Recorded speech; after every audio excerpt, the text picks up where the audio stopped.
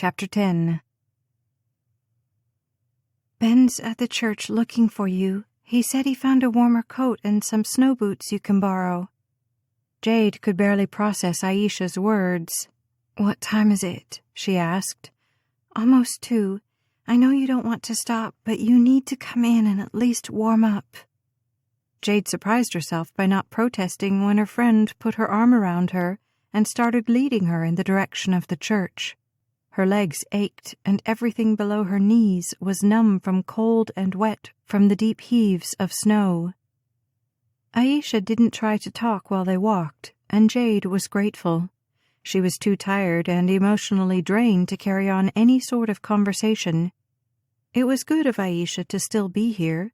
Most of the other volunteers had returned to their heated homes, leaving the search to the rescue dogs and professionals. If Des had wandered outside, she would have been found by now, or at least someone would have stumbled over her tracks, which only left one conclusion. The air inside the church was so hot compared to outside that Jade could hardly breathe. She had to find some way to escape from the feeling of intense heaviness that threatened to crush her under its impossible weight.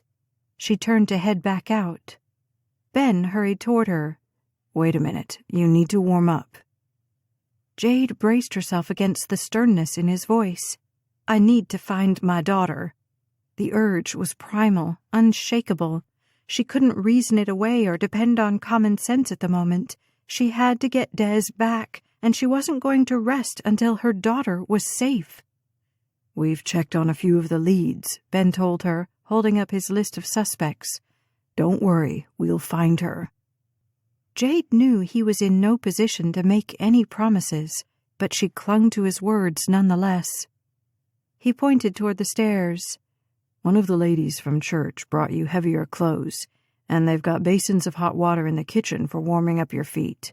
Why don't you head down there now, and I'll be with you in a few minutes. I have some more questions for you about your old church."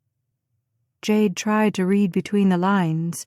If Ben was focusing all his attention on Morning Glory, did that mean he was convinced this was a case of kidnapping or intentional foul play? It was a possibility Jade wasn't willing to accept. Not yet. Des was a tiny little wisp, feisty as anything, but small enough she could roll herself into the size of a beach ball.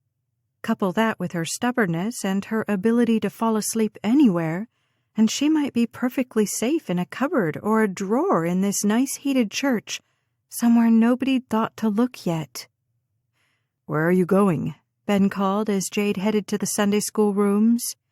"I want to check everything one more time," she answered, thankful he didn't protest. Des was here. Jade knew it, because if her daughter was outside in the cold, or if she'd been abducted and was in danger, Jade would know. Her heart would cleave in two, making it impossible to think, to speak, to function. The fact that Jade was still standing on her own 2 legs was all the proof she needed that her daughter was alive and safe. All she had to do now was find her.